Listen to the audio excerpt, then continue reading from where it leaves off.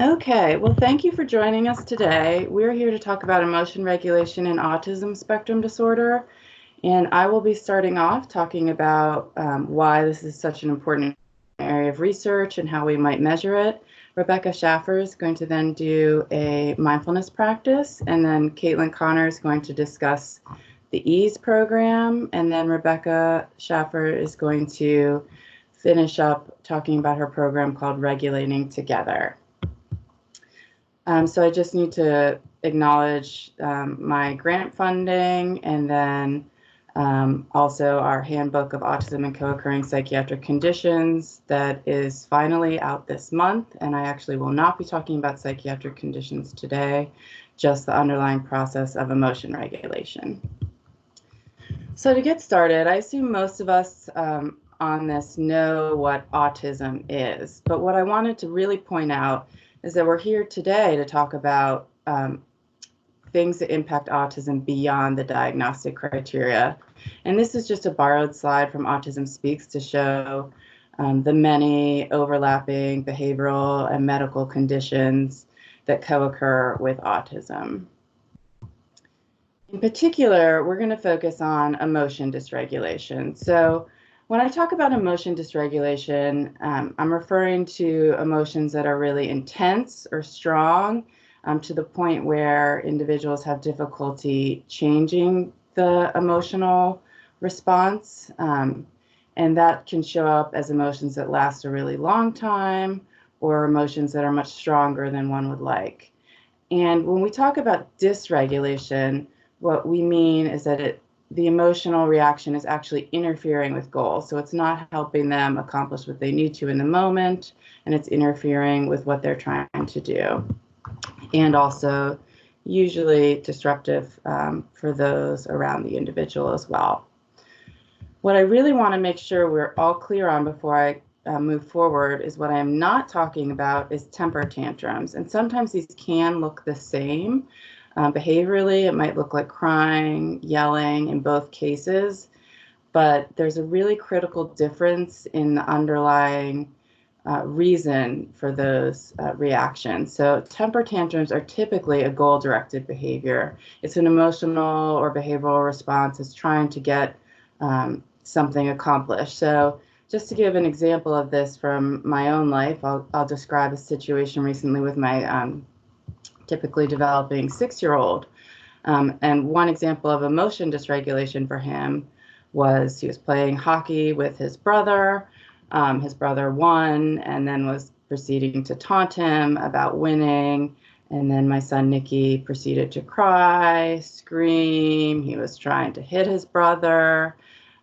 This was going on for maybe 15 minutes. And then he had the capacity to tell me, "Mom, I just can't stop crying." At which point we use some of the ease strategies, which work like a charm. But the point there is he was having a really strong, intense emotional reaction to a negative event, and he was really unable to change his emotional response. And that's different from another example I'll give of him when he lost his iPad for misbehavior, and he was crying, screaming, begging to have it back, and it looked on the outside the same, but that was clearly his attempt for me to give in and give him the iPad back. So this is something I think is really important to make sure everyone understands, because I view emotion dysregulation as a skill deficit. This is something that the situation and the emotional feelings are beyond the person's control. So that's what we're really going to be talking about today, more than the typical temper tantrums. So my interest in emotion regulation really started during my first exposure to autism as a college undergraduate. And at that point, I was working with a 9-year-old boy with autism who was nonverbal, and I was providing intensive behavioral therapy with him. And he had a lot of behaviors, and one of them was he would spit into his hands and have a pool of spit and then put it on my face. And, at that point, this was pre-coronavirus, the response, because the person who was providing the therapy guidance above me said, this is an attention-seeking behavior, so ignore it. So that's what I did. He would do that, and he would eventually stop when I ignored it. So yes, that behavioral strategy worked, but I always felt like there was clearly some underlying distress there, some frustration. He was unable to communicate it, and it came out as that behavior. So ever since then, I was kind of hooked into what was going on there. And then I just want to give another example. It's kind of a different situation. A boy I worked with as his therapist, who was a verbal, really bright middle schooler with autism spectrum disorder. And he actually was predominantly like a happy-go-lucky kid. But then we had a period of a lot of rain, and there were grub worms all over the sidewalk in front of his school. And at that point, he became really distressed by the fact that students were stepping on the grub worms with absolutely no regard to if they were killing them. And he was so upset by this and talking about it nonstop, like talking to the other kids about it nonstop. So he wasn't physically acting out, but he was continually thinking about it, very distressed. It was interfering with his schoolwork. It was interfering for him socially. So I think these are two examples of very different ways that emotion dysregulation can show up. And these have sort of inspired my career to focus on this. And the quote you see at the bottom is just an example of very typical comments I would hear from parents time and time again. Things like, once he starts to have a meltdown, it continues to escalate and there's no talking him down. I just want to share a couple of other parent quotes and scenarios to give some other ideas of what we're talking about today. And this is from the mother of a 9-year-old verbal and bright young boy with autism. My husband and I describe him as being at once the most capable and most disabled person we know. His dysregulation manifests in severe emotional outbursts, both verbal and physical. However, again, when regulated, he's more rational, kind, and mature than his older neurotypical brothers. Emotion dysregulation is absolutely his chief obstacle to living a full life and having the chance to enjoy his many talents, and they are many. I think this is a really, really important point, and what really motivates us is emotion dysregulation often does really get in the way of achieving one's potential. So this is one of the reasons we've really worked hard to develop treatments and measures to address it. And then I just want to provide another example that's the opposite sort of end of the spectrum of a young adult with autism who is nonverbal, which is a pretty poignant scenario that I know some of you listening may go through every day. Due to his inability to manage his emotions and communicate, he attacks us when he becomes agitated or stressed. This behavior is very unpredictable and often occurs with little to no warning signs. It's happened in our home, his school, in the community, and sometimes while driving a car. It's so bad that we can no longer safely live in our home with Ryan. So clearly, this is a really critical issue that we have to do something about. And to me, has always seemed kind of obvious. There's this big piece of the puzzle in autism where emotion regulation plays such a key role in daily life outcomes, family stress, everything. But we wrote this paper back in 2013, so not really all that long ago. And we looked for articles that had the words emotion regulation and autism in the abstract. And there were only 15 articles at that time, which just seems somewhat shocking to me. So despite the common stories that I just described from parents, in the research world, emotion regulation wasn't getting the same sort of focus as the core symptoms like social interaction and communication. So fortunately, we have learned a lot since then. I'm just going to very briefly highlight this because I know we're probably more interested in hearing about what we can do about it. But by and large, the research suggests that individuals with autism are more likely to rely on strategies that are thought to be unhelpful usually. So this is things like avoiding or escaping emotions, so suppressing their emotional response, fight or flight type behaviors, or ruminating. So that's that idea of the boy with the grub worms where he's constantly thinking about it, can't get it off his mind. And then also the research shows less use of strategies that are usually helpful. This is things like reappraisal, which is a common strategy focused on in cognitive behavioral therapy, where you try and think about situations differently. And interestingly, when people report using reappraisal, it seems like it might be less effective even when it's used. The research also has pretty much established that poor emotion regulation in autism is associated with a range of difficulties, including greater likelihood of depression, anxiety, more behavioral problems, difficulty in secondary schools, difficulty in the transition to college, and overall poor social adjustment.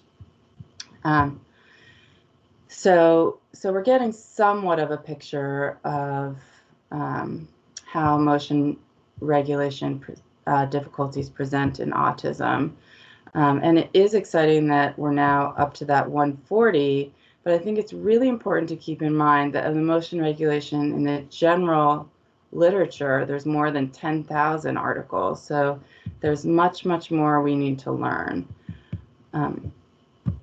So one of the things that we've really focused on in my program of research is that it really is difficult to do anything if you don't have a good measure of what you're trying to study.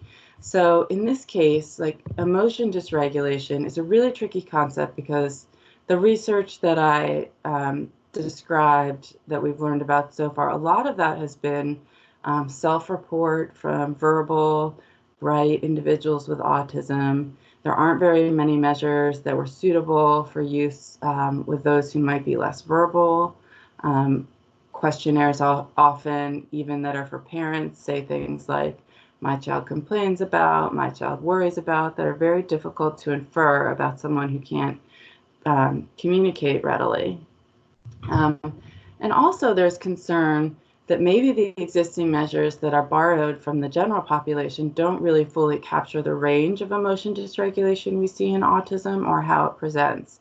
And there are quite a few studies showing that the measures actually work a little bit differently in autism than they do in the general population. So we have tried to address this barrier by putting a lot of time and energy into developing a measure called the Emotion Dysregulation Inventory. I'm not going to bore you with all of the statistics and the details on the methods, but I do want to just point out a couple things about what we really tried to do to make this a gold standard measure for autism that can really help us move the field forward. The first thing that I think is important is we really partnered with parents from the very beginning.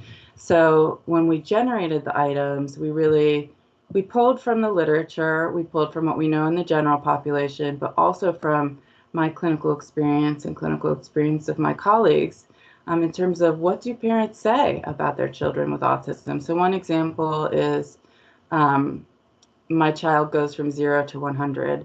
That a variation of that wound up being a final item in the EDI, and that is a quote I think I heard tons and tons and tons of times from parents.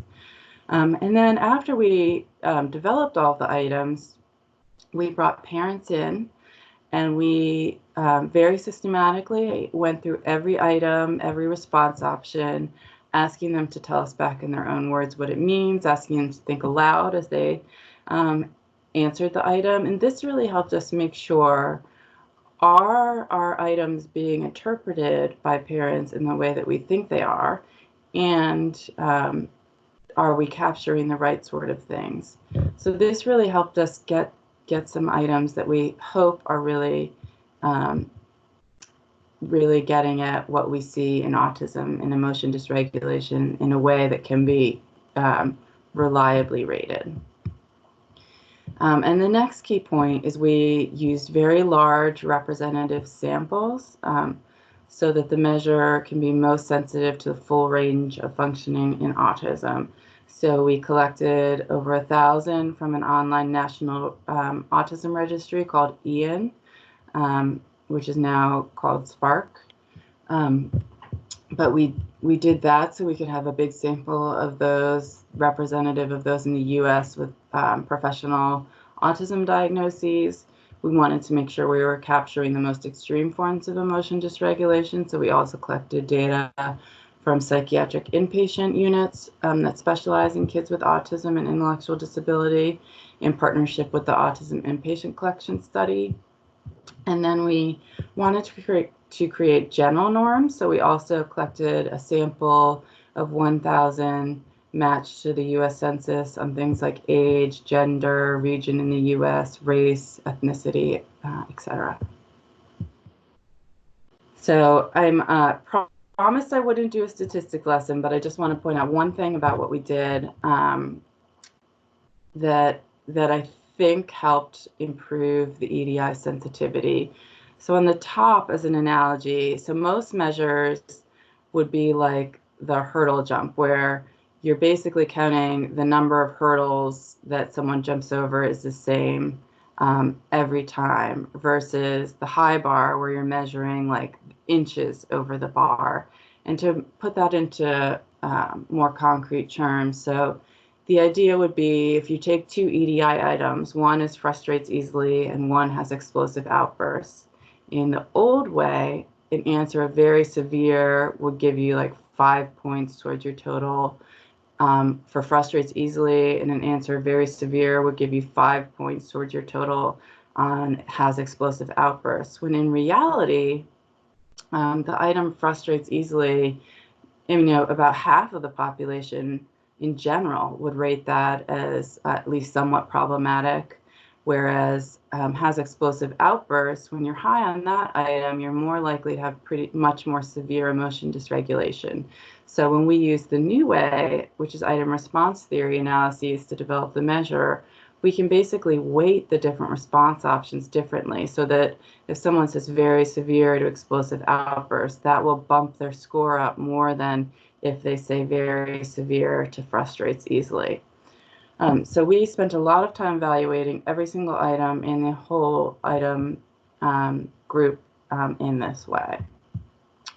And basically, this is what we found. Our first and primary scale for the EDI is reactivity, is what we called it. But what I think is important to note is this includes that initial emotional response where emotions might come on really fast and really strong, and also the idea of difficulty down-regulating that emotion, so difficulty calming down what's upset, and long-lasting reactions. And you can see some of the actual items there on the left.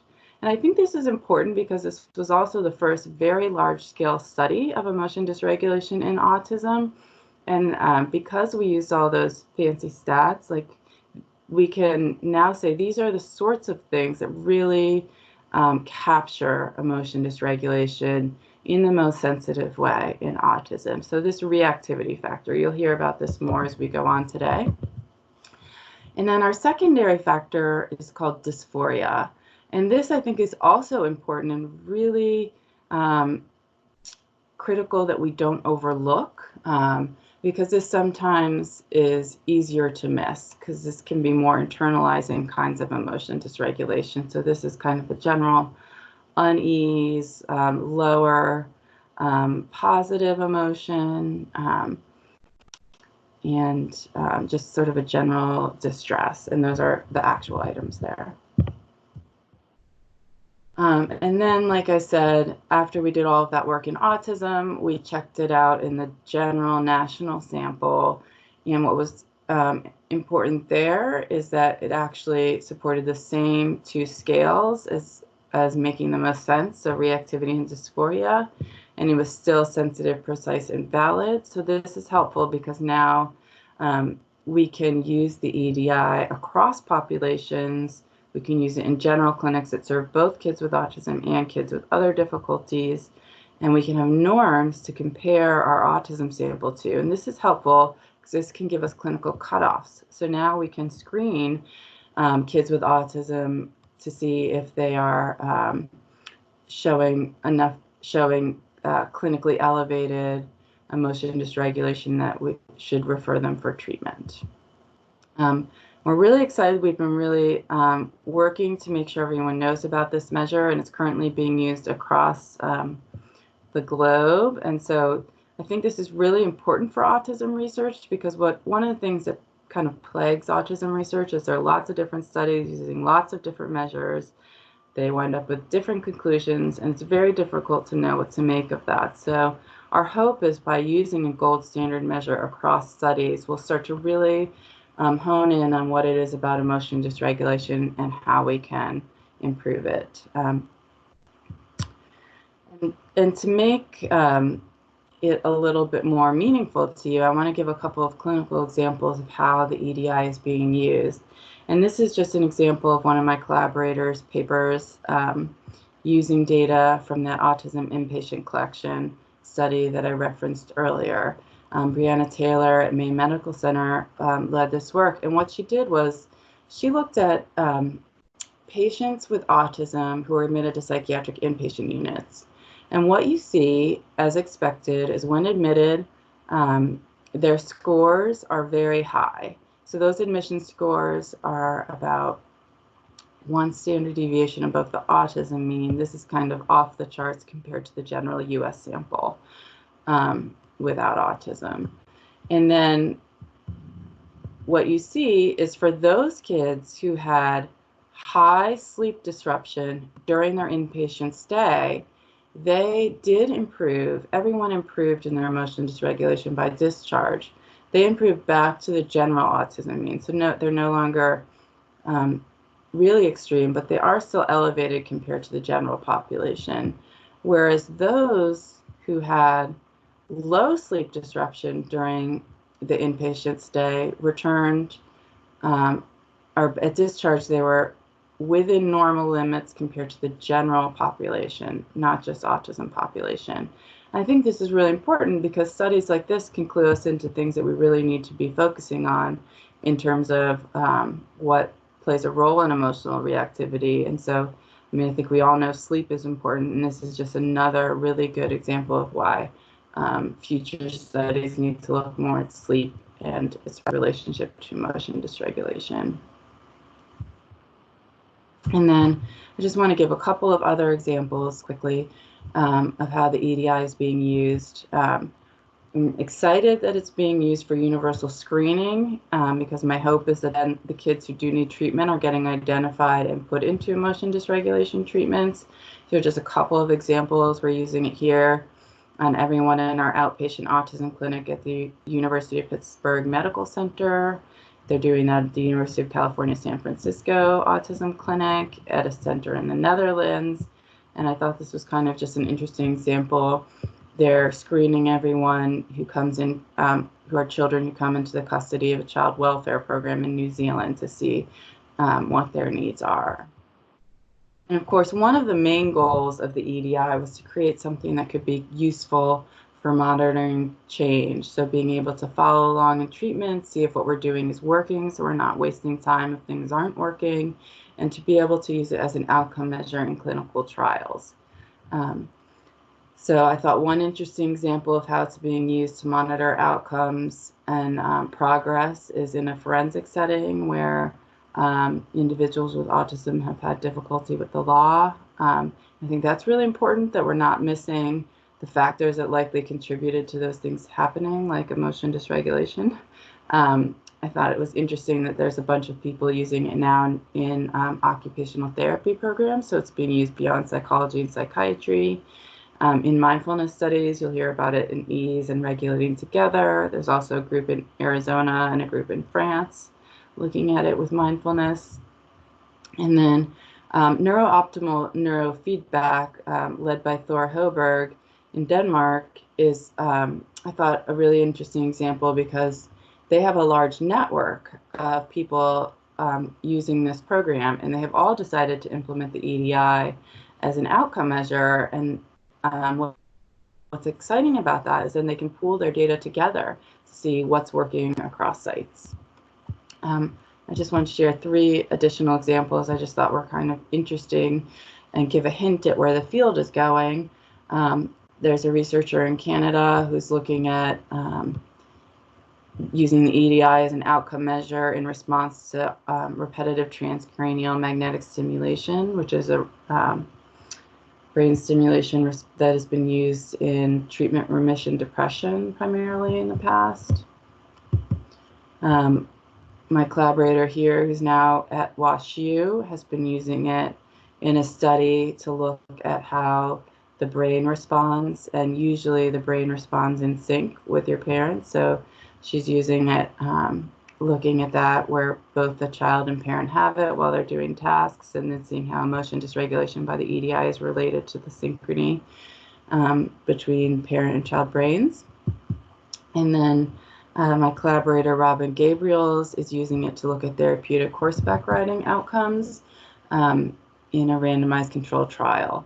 So this is just a very small snip of what is going on. And I think the reason I wanted to share this is just to give a little bit of hope. If you think back to only 7 years ago, there were those 15 studies focused on emotion dysregulation, and it has really exponentially increased. So beyond what's published, there's tons and tons of ongoing work, and hopefully we're going to make good progress in finding ways to help. The other really important thing that we have learned since developing the EDI is just how common emotion dysregulation is in autism. So people have said this before, a lot of it's anecdotal or from very small studies. This is really large-scale proof. So what you see is that compared to a general US sample, a general autism sample is more than almost 4 times more likely to have clinically elevated reactivity and has twice as much clinically elevated dysphoria. And then, of course, when you see inpatient samples, that sort of speaks for itself. Very high rates of difficulties with emotion dysregulation in that population. So it just sort of further emphasizes the need to continue to look at this area. We've also shown on the EDI that those with higher emotion dysregulation are more likely to have been hospitalized, to have a crisis evaluation in the last 2 months, and to be on psychiatric medications. And this is taking into account other problems they might have that could lead to these things like ADHD or autism symptom severity. It's really the emotion dysregulation is a main factor. And then we've recently shown its role in suicidality, and there we see a particularly salient role for dysphoria. So that is sobering, and I'm not trying to say all negative news here. I think we have a lot to be hopeful about, and we're really putting in a lot of hard work. And I want to share this one comment from a parent of a young adult female with ASD, where she said, after 9 months of intensive sessions twice a week, results nothing short of miraculous. This after trying every other type of therapy and medication out there. Without addressing her emotion regulation issues, nothing else was possible. So this is why we're really here today. We know it's a problem. We're getting a lot better at measuring it. We're learning a lot more about it, and we're really trying to do something about it. So what you're going to hear from both Dr. Connor and Dr. Schaffer is about our mindfulness-based studies in autism. So I just wanted to take a minute to say why we think mindfulness is something really important to consider when we're working to improve emotion regulation in autism.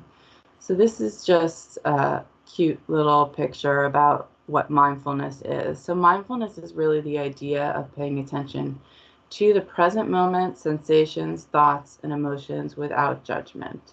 I often get the question, isn't that really abstract? Isn't that hard to teach? But we can teach it with mindfulness practices that really walk you through this, and with lots of practice, this is something we think can be really helpful. And the reason we really think it makes so much sense in ASD is because it can help you to increase awareness of your internal emotions, sensations, and thoughts. So the idea is if we go back to that EDI item, my emotions go from 0 to 100. If your emotions go from 0 to 100 instantly, it's going to be really difficult for you to regulate those emotions once they're already at a 100. So mindfulness is really helpful because we think it can help promote the ability to slow down before action, and also decrease that tendency to escape and avoid emotions that we mentioned can be a common response in autism.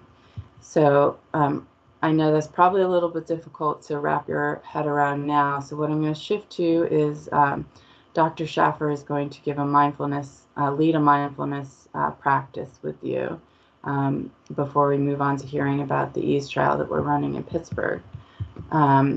So you'll hear about the EASE trial and then regulating together from Dr. Schaffer. So I just wanted to quickly, before we move on, recognize that our work is from an entire team, and want to especially thank the families who participate.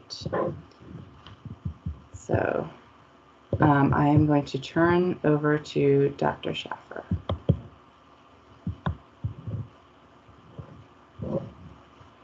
Hi, everyone. I'm going to pull up a mindfulness skill for us really fast. Give me just a second.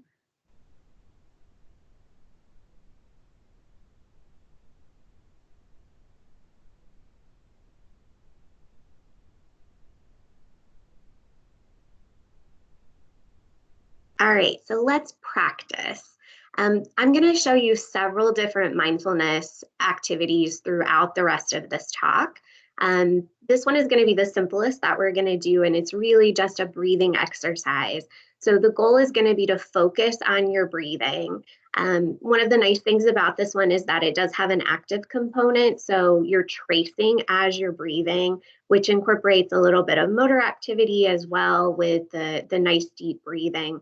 And I'm going to show you some information when it's time to talk about regulating together about what actually happens to our heart rate variability, so what's happening inside your body when you're breathing, and we can actually see a dramatic change in kids who are doing these breathing exercises on a regular basis. Really exciting. So for this one, it's called triangle breathing. You're going to start and put your finger on the sun, breathe in, hold, and breathe out. And the goal as you're coaching your child through doing this is that you're focusing on your breathing. So focus on your finger tracing, focus on the breath coming in and the breath going out. One of the nice things about this activity is that you can do it anytime, anywhere. So once they get the hang of it, they don't have to have the paper in front of them. I have lots of little kids who like to do it on their legs or their arms or on the table in front of them. And it's a nice, simple calming technique. So we're all going to do it together. I want you to put your finger on the sun, breathe in, hold, and breathe out. I'm going to do it one more time. Breathe in, hold, and breathe out. And I would do this 3 to 4 times when I'm doing it with kids. The other thing you want to always follow these up with are some very specific questions. So what did you notice as you were doing it, and how did you feel when you were finished? So one simple technique that you can start now while you're stuck at home with your child, when you're noticing signs that they're starting to feel a little bit on edge, you can breathe out, pull out this triangle breathing and go from there. I'm going to turn things over to Dr. Connor now, and she's going to talk about the EASE program at Pittsburgh.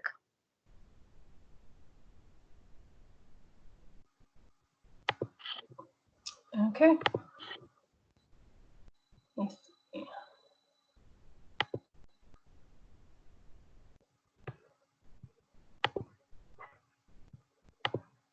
All right, give me a second here, folks. I'm just pulling this up.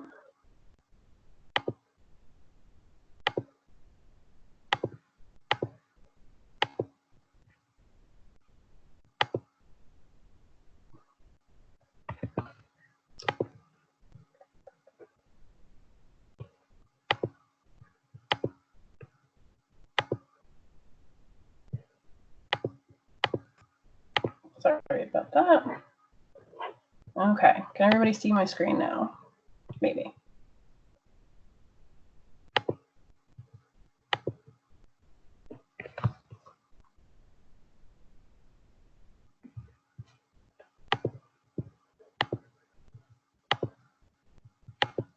Oh, and my video's not on. Hang on. Oh, I can't do either.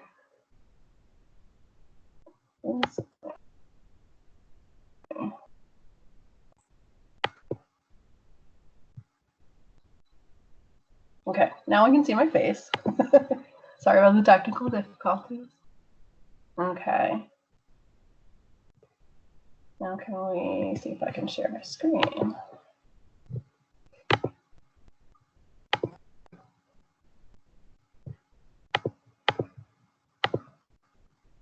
There we go. I think that works. All right. Let me check. Carla, Rebecca, can you guys see me or see my screen? I can see you, or I can see your screen right now. Okay, good. Perfect. Sorry about that. Okay, so after that good introduction, I'm going to talk about the EASE program. And that was developed by Dr. Mazewski and myself, along with our colleagues, Kelly Beck and Susan White, who's currently at the University of Alabama.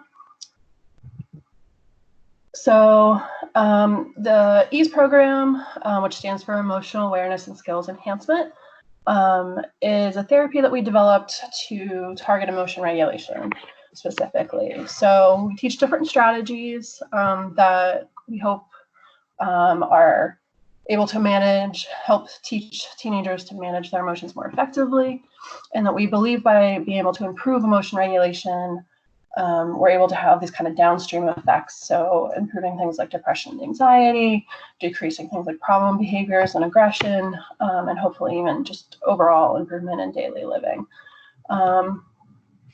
So I'll talk a little bit about what we structured the program to look like. First off, we wanted it to be a treatment that we would be able to use widely in the community one day once we show that it's effective. So we chose to have an individual therapy approach, so that way, therapists in the community could be able to use it with a single client if that's all that they, if they only have one client coming in with emotion regulation issues. We also did it this way so that it would be easier to bill with insurance. We wanted to make sure that that was practical. And the other thing in making it individual is that it's easier then, by definition, to individualize to the client themselves and what their concerns are. It's an outpatient treatment, so we have our clients come in once a week. It's a 16-week treatment, and 4 of those 16 treatments are community sessions, which I'll talk about here in a second. Those can involve going out into the community themselves, or going into the home or school, or whichever. We'll kind of talk about some different ways that this has gone, but it's basically an ability and an opportunity to be able to practice those emotion regulation skills in a situation that's actually difficult, and kind of focus on the real life challenges that they have. Our sessions also are pretty typical length, so they're usually 45 to 60 minutes. A couple other things we did to help with generalizing, so making sure that folks on the spectrum are able to learn those skills, but also be able to use them outside of that therapy room, is that we have parent involvement. And we also develop some online materials that we call eCoach that I'll go into a little bit of detail later.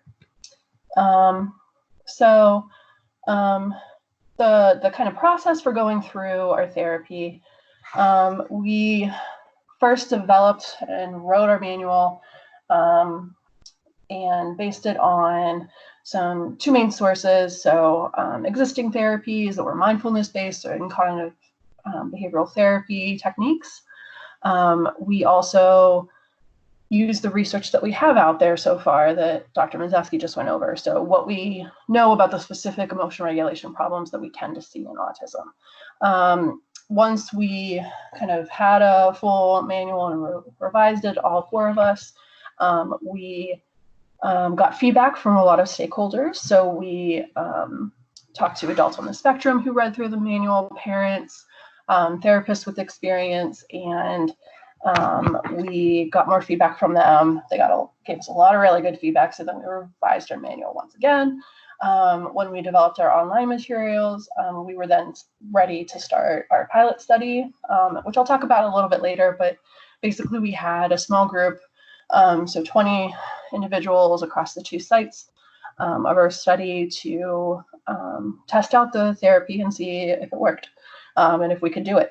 So we got feedback from parents and participants and the participants, parents, and the therapists that were doing that. So then we revised the manual again after we got that material and our initial results looked promising. We were able to then go on and do the current trial that we're in. It's larger, which will hopefully by the end of it have 80 participants getting treatment and then being able to look at how effective we think ease actually is. We're also right now then just starting how ease could be adapted for individuals who have co-occurring intellectual disability as well as autism. And we're actually going through the same kind of process. So after drafting the manual and getting stakeholder feedback, we're now kind of at the same level, which is that pilot study of 20. So when we talk about what our program is and who it can actually be beneficial for, so really across both EASE and EASE ID, we are looking for individuals who have difficulties with emotion regulation. So similar things to what Dr. Mazeski just talked about. So kids that have those really quick, fast, strong reactions tend to have kind of negative emotional reactions really easily, or those that kind of feel like they kind of get stuck in negative emotions. For both studies, we focus on teenagers and young adults. We kind of developed the manual with that in mind, considering that that's a time for most people with or without autism to kind of struggle with their emotions. Both studies, we also want a caregiver that's willing to participate. Again, that's just so that we are able to teach that person to kind of act as a coach and be able to get that information out into the community. And be able to, utilize those skills outside of the therapy room.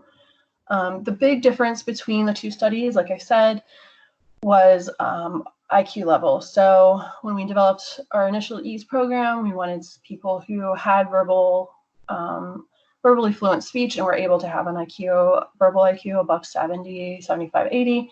And then when we are now adapting this for individuals with intellectual disability, we wanted to also make sure that they had receptive language, but the IQ level wasn't necessarily a factor in being able to help with treatment. So talking about kind of what EASE looks like and the actual things that we teach.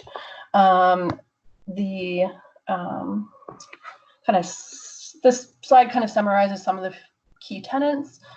So one of the really big things is being able to build awareness. So again, when we talk about mindfulness, the reason that we thought that mindfulness would be so helpful in this case for working on emotion regulation issues is that it's building your awareness and giving you the ability to kind of notice thoughts or sensations in your body as your emotions tend to change over time. So being able to notice those things gives you a chance then to react to them a little bit differently. We make sure that we want to make the skill learning relevant. So like I said, we have those community sessions so that we can do some real life practice. And we want to apply it to social things or other issues in their life that tend to cause those emotional issues. And then the kind of graphic that you're seeing here is how we structured our manual. So we structured it following this ABCD model. And it's used throughout all 16 sessions with the clients and their parents to talk about how the skills that we're learning and in what order we're learning them. So we work on awareness first. We think that's a really big, important thing to first focus on is being able to notice your reactions and notice when your emotions are starting to change and maybe get heightened. And then we talk about different strategies for being able to manage them. So that's for your B, C, and D. So breathe, being able to use mindfulness practices and take deep breaths or calming breaths, being able to use change strategies, which we'll talk about, are more based on changing kind of thoughts or modifying them. And then we talk about distraction, or being able to change your focus momentarily in a situation where otherwise you have difficulty. So our curriculum itself follows this ABCD model, and this has all 16 sessions here kind of listed out. And each letter has a community session at the end where we practice those skills specifically. So for instance, session 5, after we work on awareness for a couple sessions, we then work on using awareness out in the community in some different way. Our session structure is really pretty similar for each session, and that's on purpose. For a lot of folks with ASD, it's kind of helpful to have the same structure and know what the structure is going to be in a session before they come in. So we always start with a mindful check-in practice. We review how that practice went and then how the practices during the week went. So they usually are working on either identifying emotions and or being able to practice different mindfulness skills during the week. So we check in on how that went and what they noticed. And then we review or go over new material, sometimes do a new mindfulness practice or review one that was already done before in session so that we can work with them there on practicing that. And then we talk about kind of things to practice for the week. So one of the big things that we talk about in ease is that we're not learning how to relax or calm down. So this is an illustration from one of our clients who obviously is a pretty talented artist. We should have her as our unofficial artist for ease. And so she kind of illustrated this really well with her characters here. So it's learning that emotions are a part of me and I can't avoid them completely. So, our views that emotions aren't bad, but instead that we want to be able to manage them in better ways so that they don't get in the way of things we want to be able to do. So we talk about those strategies and teach those strategies that we think are helpful for being able to do that. Okay.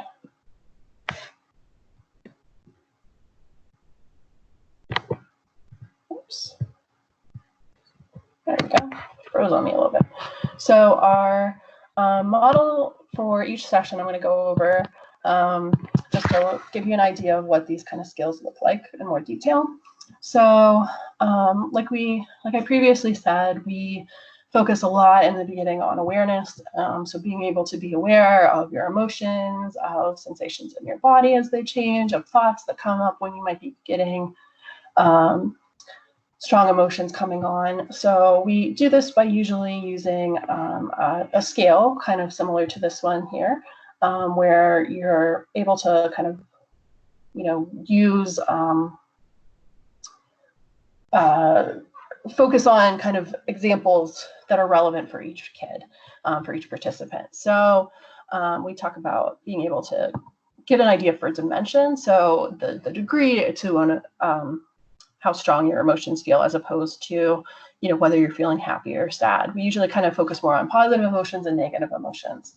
And then what we want to be able to ultimately do is a lot of kids struggle with being able to understand or notice anything between a 1 and a 10. So for negative emotions here, for this example, so there's obviously some differences in between being, sitting at home, being relaxed, doing something you enjoy and just being calm versus, being, as this kid here said, raging or being really stressed out.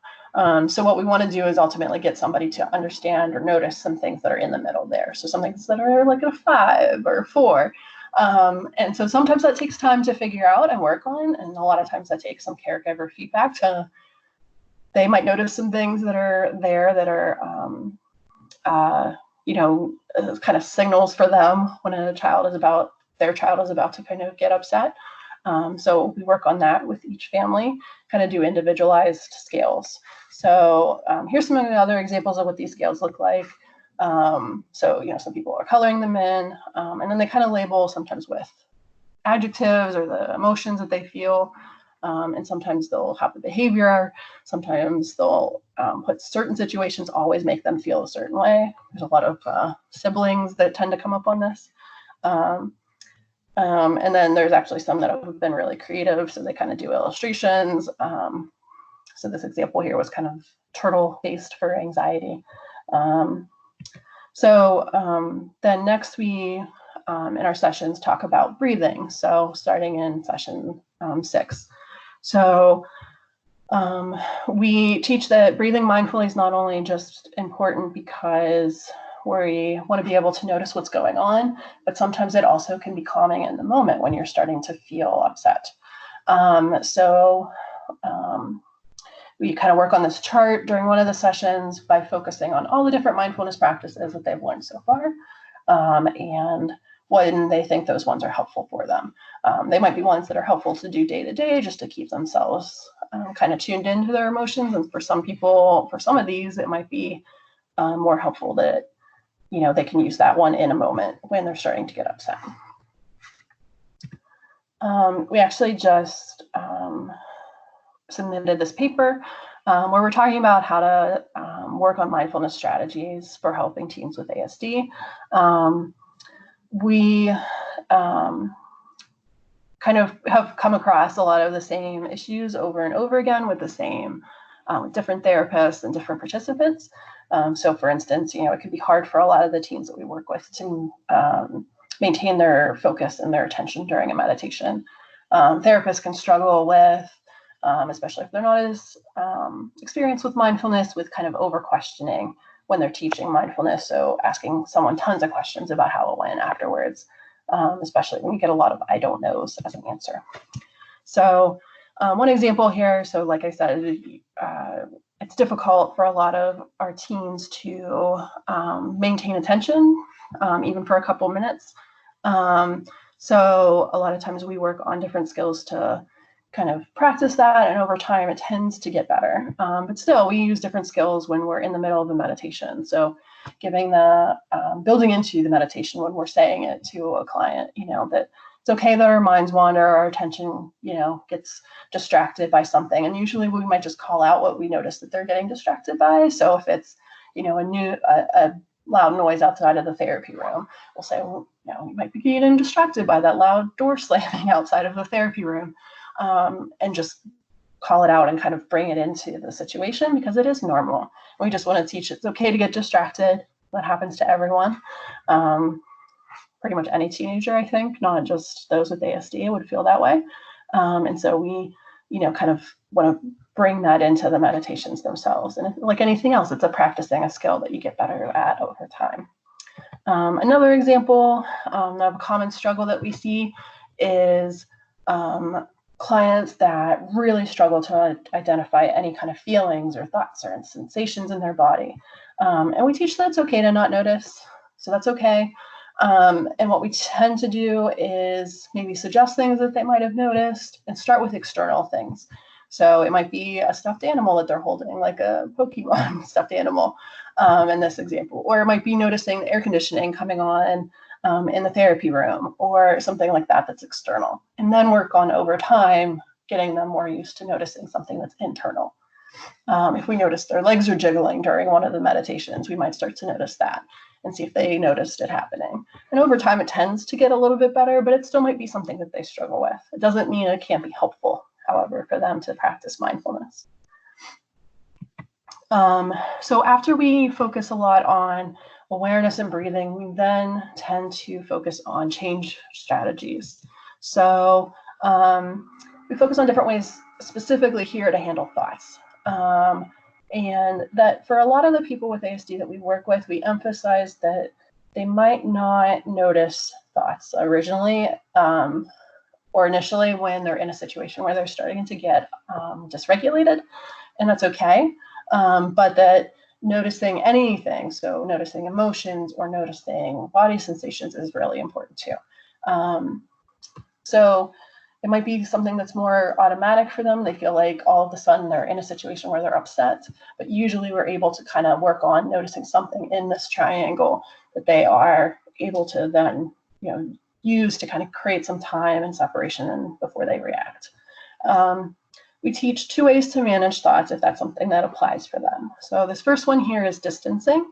So it's teaching that basically a thought is just a thought. We add words in front of that thought that kind of give them less power. So for our example thought there, we wrote, no one likes me. So it's just using something like, I notice I'm having the thought that nobody likes me. So instead of making it something that nobody likes me, this is the reality of the situation I'm in, it's putting something in front of that just to kind of remind yourself that it's something it's a thought that you've created, and it may not necessarily be actually true. So just noticing that a thought is a thought and putting something like that in front of it. The other strategy that we teach during this segment is reframing, or as Dr. Mazevsky called it earlier, reappraisal. And so this is being able to change the thought. So we encourage our clients to examine the thought. Do they think it's 100% true? What's their factual basis for it? So it's kind of almost being like a scientist or a detective. And then if they don't think it's 100% true, how could they put it a different way?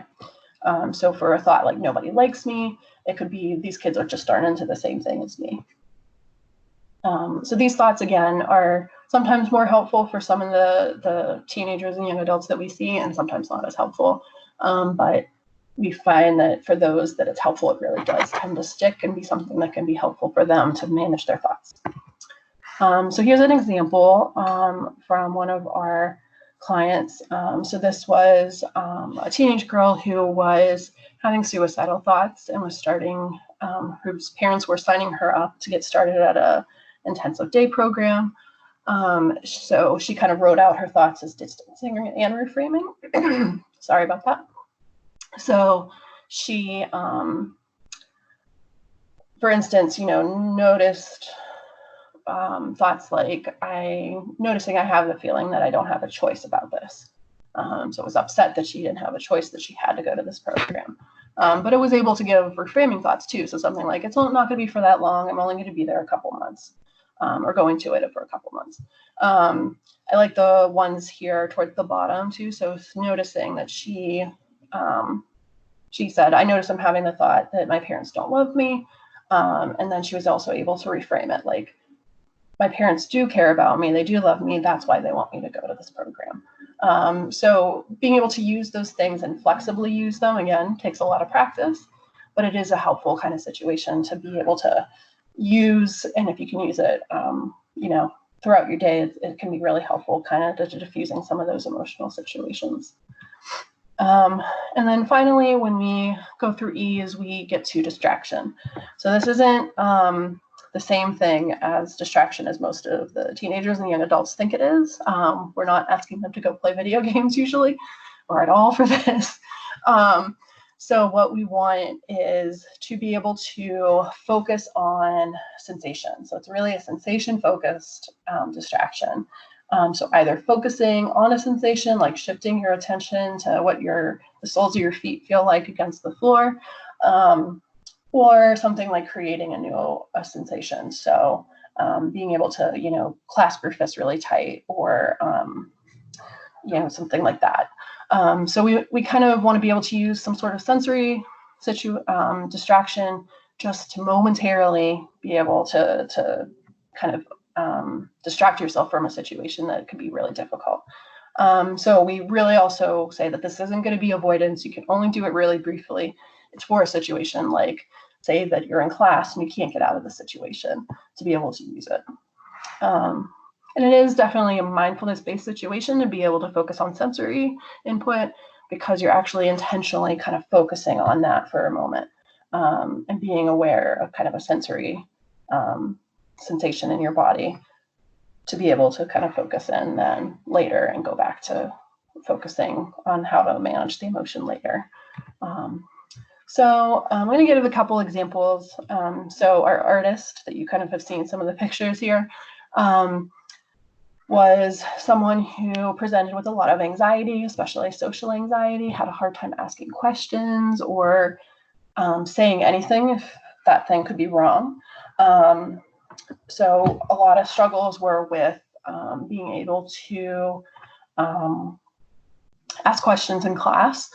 So she actually created her own cards using some of those change strategies. So using kind of reappraisal kind of thoughts.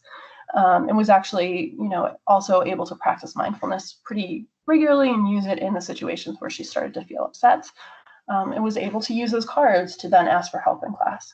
So it was a really nice case of being able to use kind of her strengths and her talents to then be able to use something that she was able to kind of use with our skills that we taught.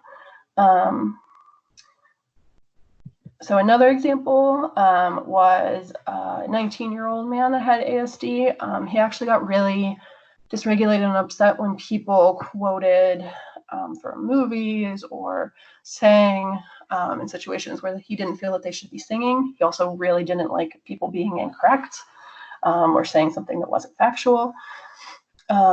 So for him, he could be really explosive and screaming. So one example was a community session where they were playing Candyland with their therapist. When mom started to quote something from the gingerbread character in Shrek, he got really upset and actually was spitting in her face and screaming at her. So definitely can see where his dysregulation came in. He, as he worked through the therapy, was able to kind of think about what would be helpful to him.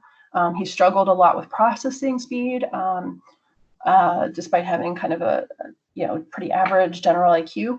So he ended up with his therapist making this kind of 3-step scale as opposed to the 10, and then was able to use that to then remind him to do skills. So the final community session, they practiced playing a different board game where you actually are supposed to sing, which would not be my idea of fun, but the family seemed to like it and weren't able to play it with him because he would get very upset. So he, with prompting, was then able to know when he was starting to get irritated and then do one of his mindfulness practices to kind of calm himself down and keep going in the game, and actually was able to do pretty well. Outside of that, of his sessions and board games, he made a lot of progress. So he was originally, had difficulty with, like I said, singing. So if mom said something that he thought was not true, or if mom or anyone else was singing in the car, he actually, right before starting sessions with us,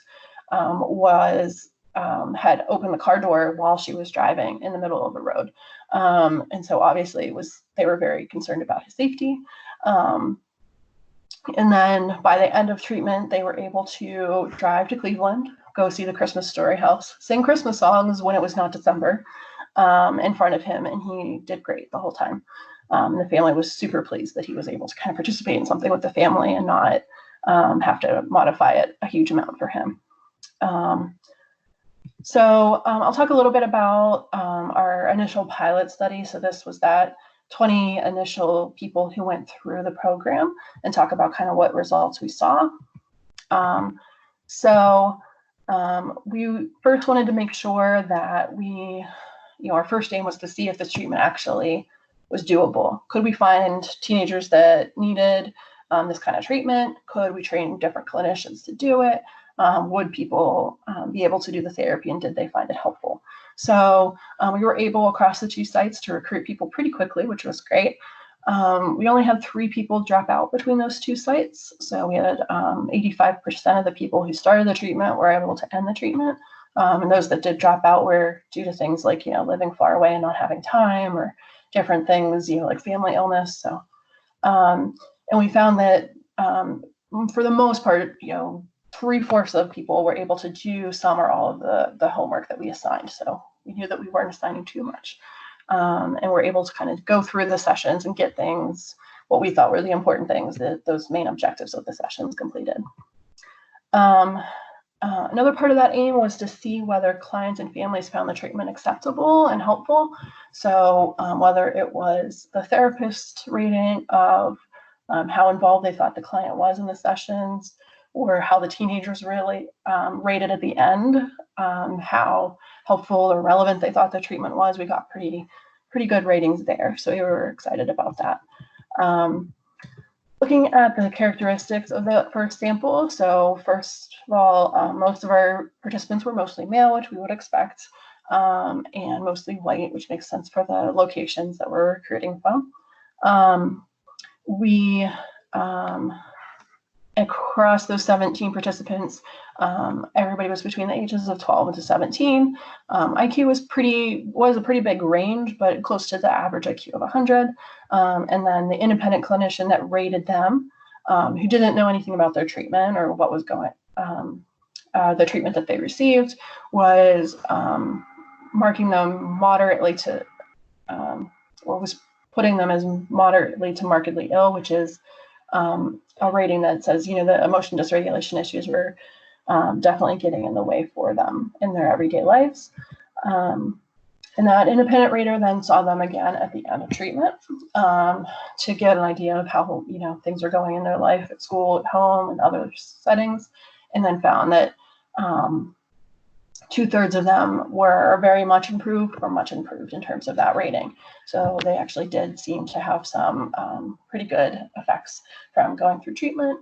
And we saw a pretty big decrease in reactivity from Dr. Mazowski's measure on the EDI there. So they fell pretty far down in terms of the reactivity scale, and actually pretty close to what was that kind of norm that she's seen in her bigger samples.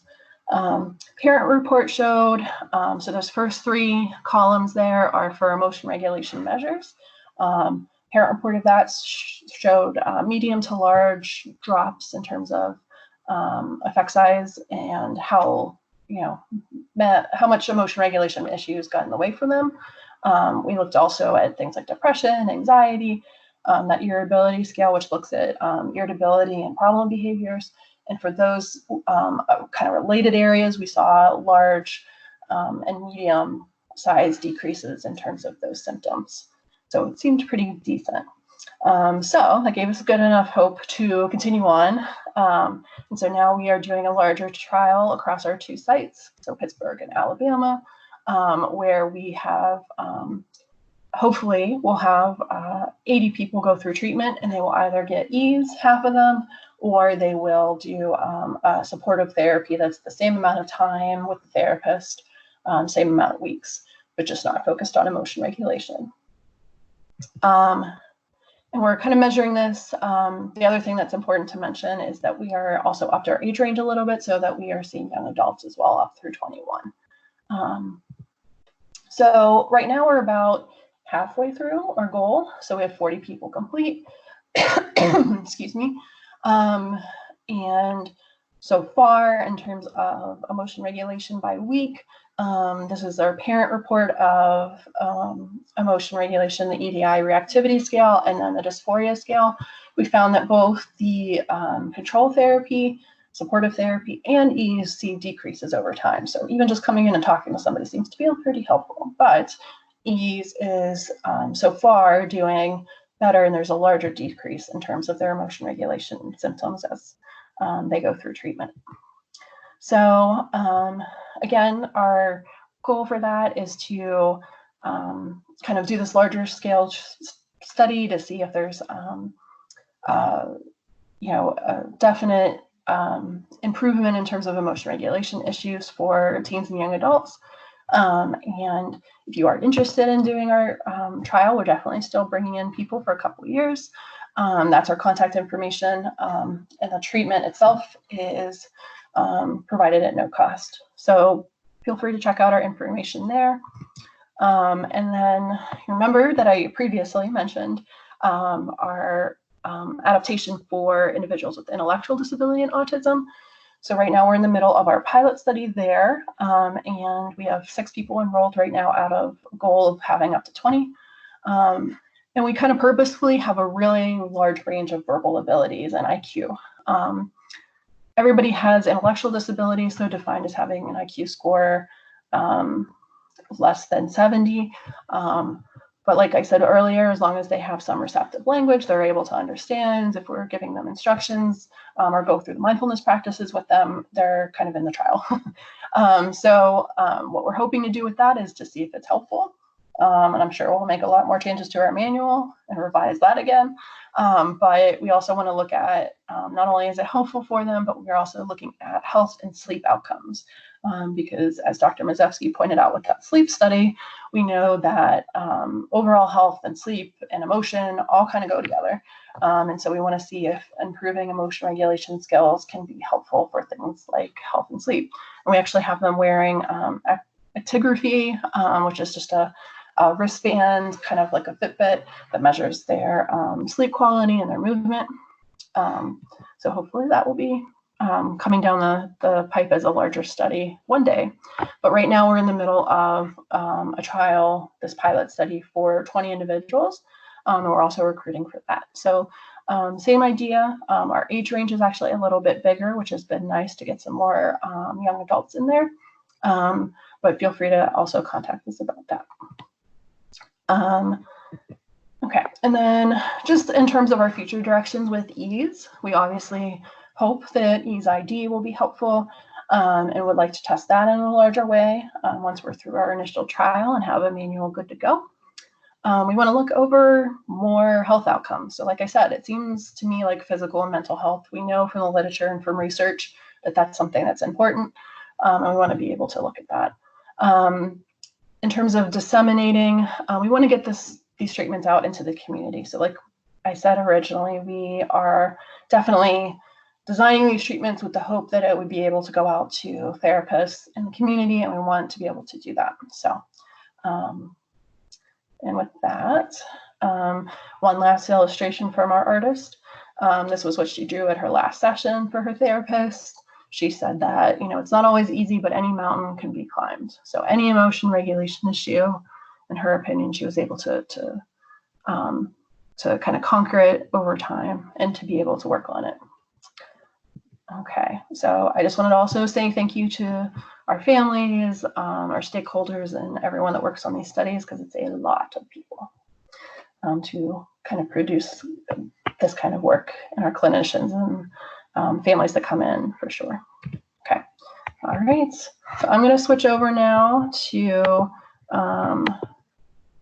let Dr. Schaffer kind of take over.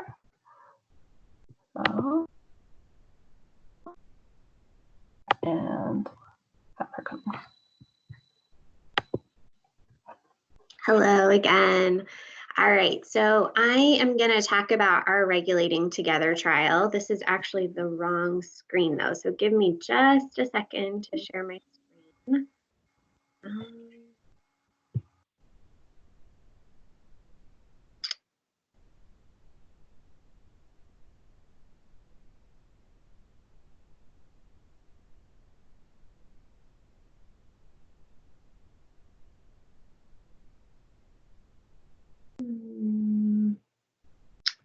Sorry about this, it's not coming up for some reason on here. There we go. Okay. So let's practice another mindfulness skill together before we get into regulating together. So for this one, I'd like for you to think about movement, and you can get up and do this while I'm talking you through it. I'm going to do the slower movements with you. So we kind of like within regulating together to think about mindful movement in two different possibilities. So one could be a slow movement, and for other individuals, it's going to be a fast movement. And this is really just what is the most comfortable for them as they're doing it. So for the first one, the slow movement, this could either be some yoga poses or it could just be some nice stretching. So I'm going to do some stretching with you. So go ahead and lift your arms up, stretch your legs out in front of you. And the goal is going to be to notice what your body is feeling. So do a quick scan of your body. Notice any tension, any parts that are relaxed, and go ahead and go through that. So we would set a timer for 1 minute to 2 minutes to do this movement, and ask them to focus really closely on how their body feels as they're doing it. For the fast movement, we offer either running in place or doing jumping jacks. And again, we're just going to focus on how our body feels as we're doing it. I'm not going to run for you right now, though. So set a timer when you're doing it. Notice what's happening to your body. Bring your attention to the movement and how it feels. Two other possible options are Cosmic Kids Yoga and Cosmic Kids Mindfulness. They do some beautiful activities with active movement. So, and the yoga is actually pretty fast moving for the Cosmic Kids. So also a good option. I encourage families to do this together, do the movement with your kiddo. I would encourage you right now while you're at home to really build this into your schedule. So do it maybe 2 times a day where you're practicing some movement together and you're focusing on what the body feels like as you're doing it. All right, so on that note, I'm going to go ahead and jump into our program here at Cincinnati Children's. So we have a program called Regulating Together. It's an intensive outpatient program for emotion regulation. And I am Rebecca Schaefer. I'm an associate professor here of pediatrics at Cincinnati Children's Hospital. And just some details about research support. So this trial that I'm going to talk about was funded by Place Outcomes here at Cincinnati Children's. It's a 2-year study. All right, so why did we even come up with this? We knew that there was a critical gap in services available. So at the time, there was a lack of standardized treatment for emotion regulation and autism spectrum disorder. In addition, there was a high risk of hospitalization if emotion regulation was not addressed. There's also an access problem here at Cincinnati Children's, and I'm guessing that's true where you guys are at too. So there was a long wait list for outpatient therapy. There was also a need for a treatment setting. So as Caitlin talked about with EASE, that is a one-on-one treatment, which is a great option for many kids and young adults. We were seeing some kids that these emotion regulation difficulties were displayed mostly in school or social environments. So we were hopeful to assess that, treat that in a group setting. So Regulating Together was developed. The way this developed was a bit backwards. So we actually created a clinical program first because there was such a need for the kids on our wait list. And it was great. It worked really well. And so the research has kind of come out of that clinical development. So a little bit about the program structure. It is a group-based treatment.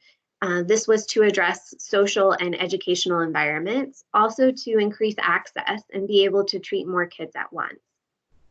It's an intensive model, so it meets for 90 minutes twice a week. And we knew that kids with autism have a hard time developing these skills, so we wanted to give them the best solid push we could by meeting more frequently and for longer amounts of time. And it's for 5 weeks. And then the other key piece of this is that there's a caregiver group in addition to the kid or teenagers group. So parents are receiving direct instruction.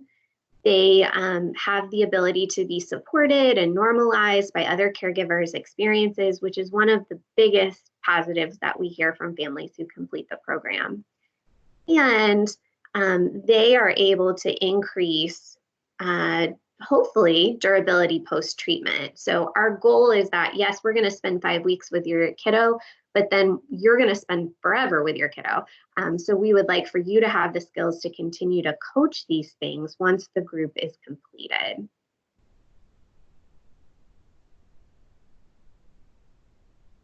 So I'm going to give you a little bit of info about how we developed it. So the child and adolescent curriculum was written by our team here at Children's. It's based in applied behavioral analysis, cognitive behavior therapy, and mindfulness. All of those things are incorporated into the program. We consulted established programs that used CBT, so CBT for anxiety and anger, the social thinking curriculum, and the amazing 5-point scale.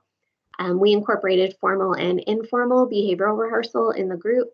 We have reinforcement strategies at an individual and group level, and then direct instruction, activities, and social opportunities in the group setting. For the caregiver curriculum, also written by our team, it's really based in applied behavioral analysis instruction. So general behavior management training is given to the parents at the beginning of the group. They receive all the same material as the child and teen group, and then they receive direct instruction and coaching of those skills, which is not necessarily a skill that most parents have because you're not therapists, so you don't learn how to give these skills. So we really give the time and energy to coaching so that parents can keep the skills going at home. We also provide opportunities to learn from other parents' experiences. A lot of parents are doing many great things at home, and they're able to share those experiences and learn from each other. We also encourage the parents to use the relaxation and mindfulness strategies to manage their own stress. Very hard parenting a child who's struggling with emotion dysregulation. So we want those parents to also use these skills for themselves. And I would encourage you guys right now, this is a stressful situation happening in our world right now. And it's a good time to also use those relaxation and mindfulness skills we introduce for yourself as a caregiver. So who benefits from this treatment? Who are we giving it to? So children have to have functional communication in order to be in the study and in the group setting. They need to be able to use sentences to communicate and respond to others. They also have to be safe in a group setting. So if they've harmed other children at school or if they've harmed their teachers at school, this isn't the best setting for them. Cognitive abilities above 65, we have some really nice evidence that we can go down to 65 in this intervention. And then they have to have emotion dysregulation, right? That's the whole point of the treatment. So we measure that in terms of their reactivity, irritability, that they're easily frustrated, anxious, or really, really inflexible. So here's an overview of our curriculum. For the child material, we go through identifying emotions using relaxation strategies, talking about triggers and body signs, rating the emotions where they're at on the levels. And we do a 5-point scale, but it's very similar to that 1 to 10 scale that EASE is using. We talk about problem sizes and how this is really that reappraisal skill that was talked about in the thoughts and EASE as well. So we're going to take a step back and look at these problems and determine whether or not they're big enough to be reacting to right now. We talk about problem solving strategies, thoughts, and then we focus a good amount on cognitive flexibility. It's in session 8 and then also bleeds into session 9, just because it's because of the rigidity that our kids with autism have, that tends to be one of those triggers that sets them off into dysregulation. We do review and then we do a nice little graduation as well. The adolescent material is very similar, but it's a bit more complex. So we go through relaxation strategies, rating emotions and triggers. They spend an entire session on mindfulness. And I should say for both of these curriculums, mindfulness is then woven into every single session going forward. They talk about distress tolerance, problem sizes and thoughts. CogFlex gets 2 sessions for adolescents, and then problem solving and radical acceptance, which we call move on and let it go. And then review and graduation for the adolescents as well. So parent curriculum, they're learning about crisis management at the beginning, functions of behavior, prevention strategies, reinforcement systems, community resources and supports, and treatment planning. And again, they're learning all the same material that the children and teens learn so that they can coach them. So let's talk about session structure. So every session runs exactly the same because our kids thrive on structure. So we start with review, we go into relaxation practice, we do a group, which is the learning time, an activity, which is an application of what they've just learned, snack time where they can practice having conversations if they'd like, they don't have to, another group learning session, an activity that reinforces that group, free time that they earn. So that's the reinforcement strategy on an individual level. And then the parents come in and we all review together before leaving. And the kids usually teach their parents something that they've learned that night, and the parent practices it with them. So we have reward plans in the group. There's an individual self-rated one. We do it at 2 time points in the group setting. And it's basically following rules that were set up at the beginning of the group. They use this, if they've met their goal, then they earn free time. There's also a group reinforcement strategy. So it's a visual reinforcement. You can see at the bottom of my screen, this bar right here. We color this bar in on the whiteboard. And if all of it gets filled in with the coloring, then they all get a prize on the way out. For the adolescents, we do it in a point system. They determine at the beginning of the group, the very first one, how many points they think they need to earn in order to get a prize. And if they earn all of those points, they get a prize on the way out. And it's for the entire group following the rules and staying on track. So let's go through some of the other things that we're doing in the group. So we have review and homework. So each session starts with a review of what we covered in the session before. They have homework, or we call it weekend activity, assigned on Thursdays. They bring that back on Tuesdays and we review that with them. Leaders praise and reinforce completion, of course. And then we encourage examples of how they've used skills or they've applied it outside of the group setting in between sessions. So relaxation strategies, we do breathing exercises. We also do some nice muscle relaxation. These are pictures of smaller muscle relaxation skills that we do. And then as the group progresses, they learn progressive muscle relaxation, which really ties in each of these small skills that they're learning. And then the triangle breathing that we covered earlier. And then mindfulness. So it's incorporated throughout this entire program. So we have topics that we're covering in each session, but they're practicing mindfulness throughout. So teens practice it at the end of each session. The 8 to 12-year-olds are practicing it at the beginning of session. So they use all 5 senses for each of these mindfulness skills. It comes in multiple formats because we're just really trying to find what works for each of these kids. So we do some mindful listening, looking, eating, movement, and coloring. Our group time utilizes the Socratic method. We provide information, everything is written on the board, and then questions are asked. So we're giving them the right answer. And then we pose group members questions to the entire group to see what the rest of the group says. That's often far more powerful than what the leader has to say or what the parent has to say.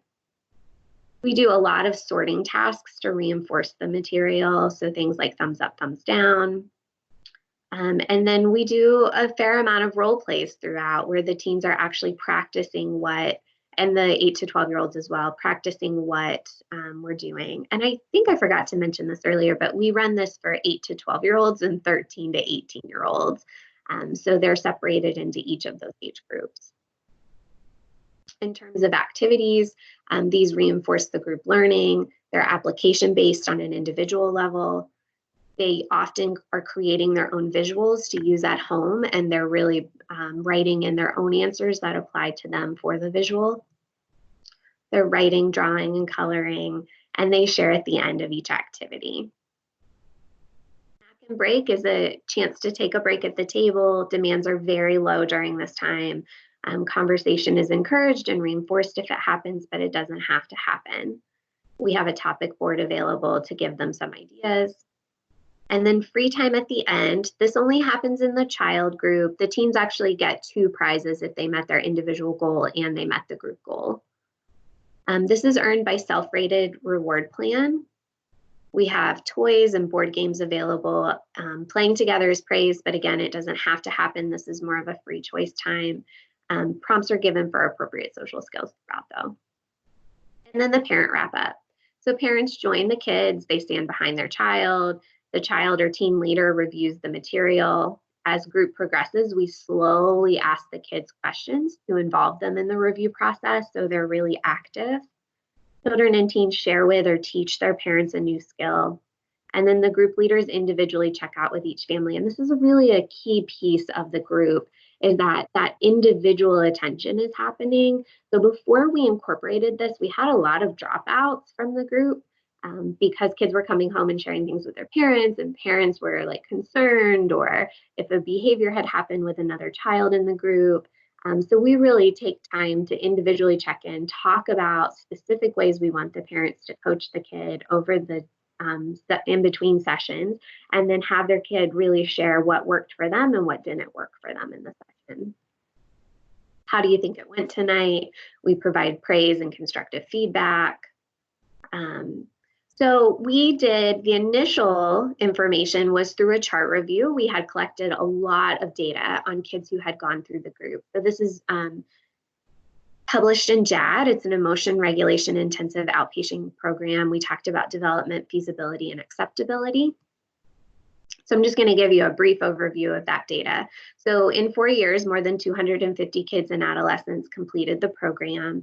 In terms of feasibility, when we do intakes before the clinical program, and we hadn't really refined the criteria for who was appropriate and who wasn't appropriate at that time. So there were 21% who were inappropriate for the program.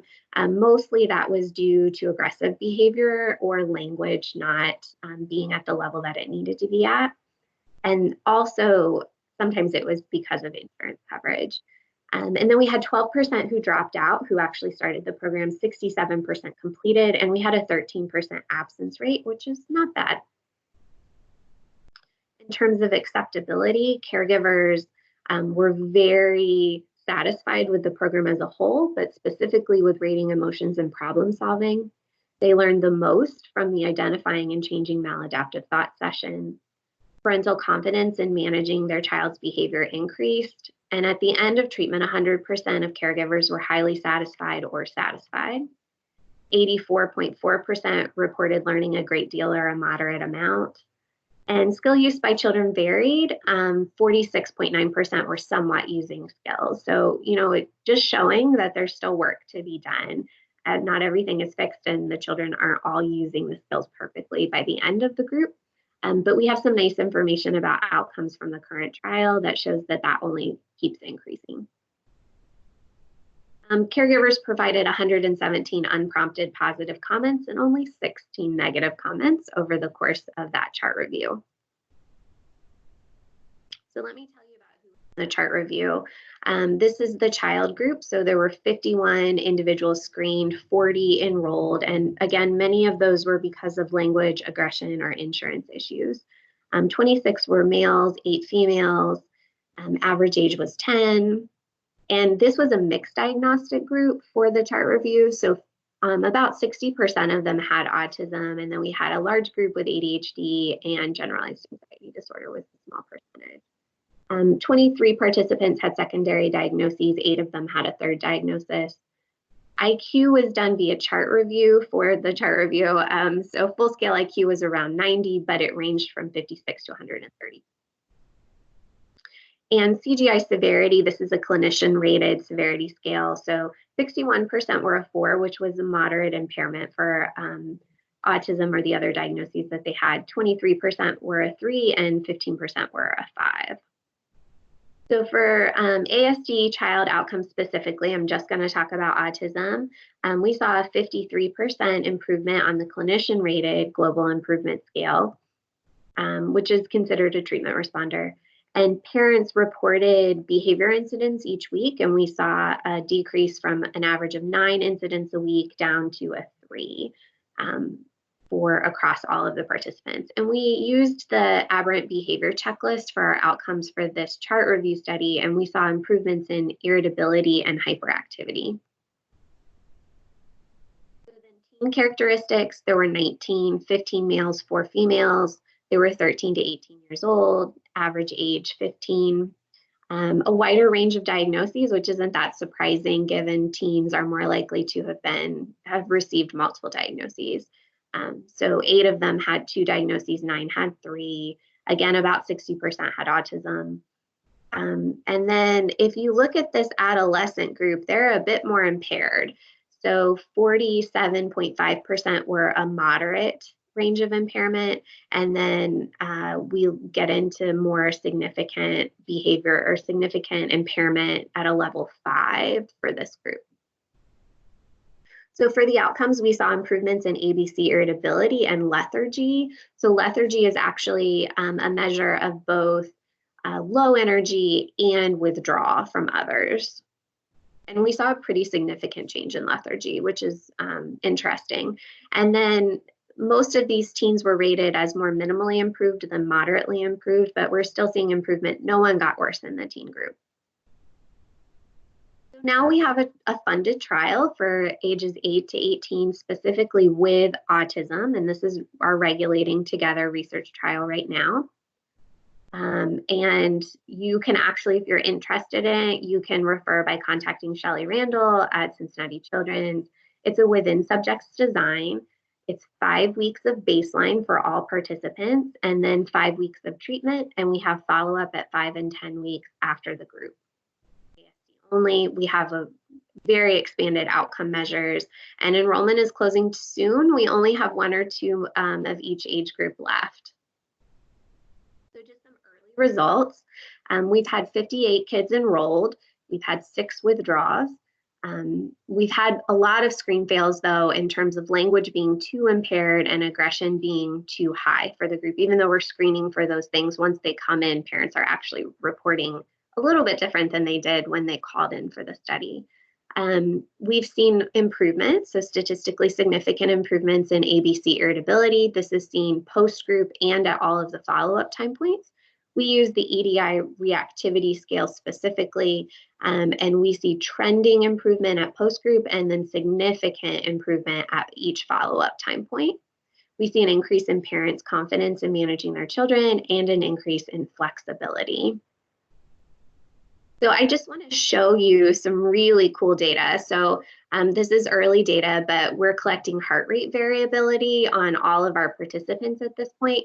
So if you look at this top one, hopefully you can see my pointer on the screen. So this is heart rate in a visual format. So this top one is baseline, which is when they are watching kind of a boring video, and we're just getting a baseline period. And then we give them several items on a table and say, do whatever you'd like to relax.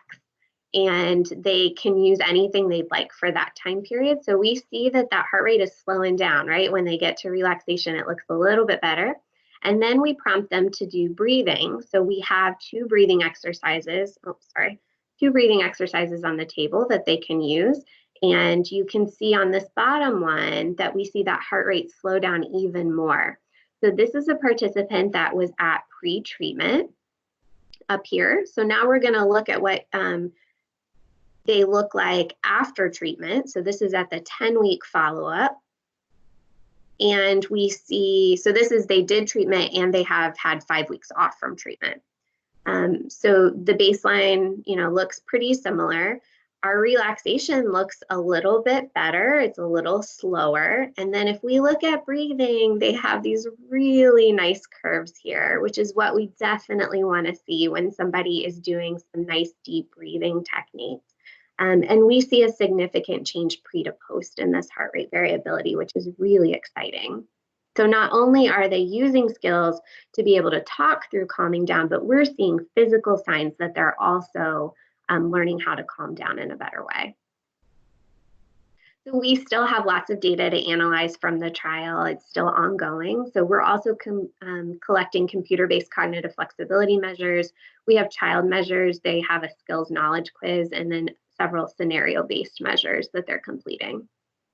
And future directions, we have applications being put in later this year. So we're developing a school-based version that will be given by a school interventionist in a small group setting at the school.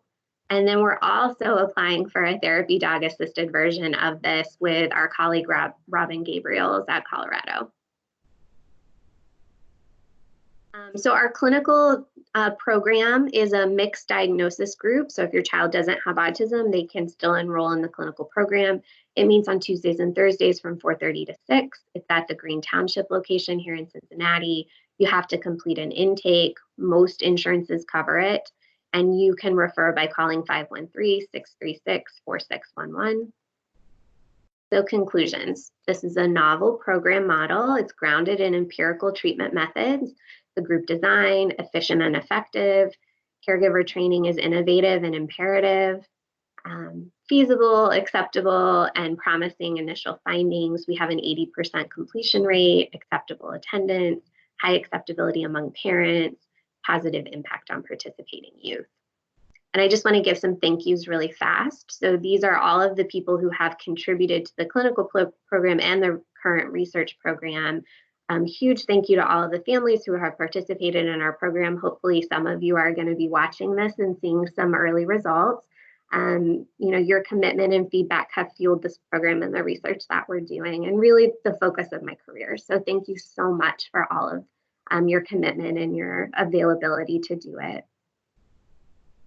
And then we're I included all of the practices here at the end of the presentation. So there's the triangle breathing, the mindful. So one new option we're going to practice really fast is mindful looking. So there's two options depending on your child's ability to do them. So one is to bring your attention to something around you and focus in on that one thing the entire time. Another option is to make it a more verbal task. So take turns identifying what you see. So I see a table, I see a car, I see a red light, and go back and forth in labeling it outside. This one is pretty effective for kids who just cannot do that internal piece. So it becomes much more concrete and active. The goal is to focus in on what you see. Your other thoughts might interrupt you, but bring your attention back to what you see. I usually set a timer for this one, so we're going to set a timer for 2 minutes and we're going to practice.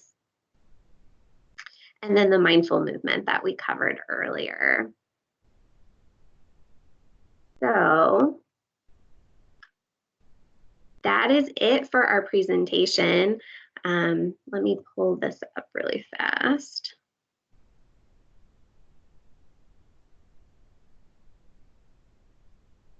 All right, thank you so much for joining us by video. We loved having this. We're very sorry for all of the changes in the programming because we, originally had planned to do it in person, and then COVID-19 happened, and so now we're doing it virtually. So I hope you've gotten a chance to view the video and see all of the cool things that we're doing in emotion regulation for kids with autism. Thank you. Thanks.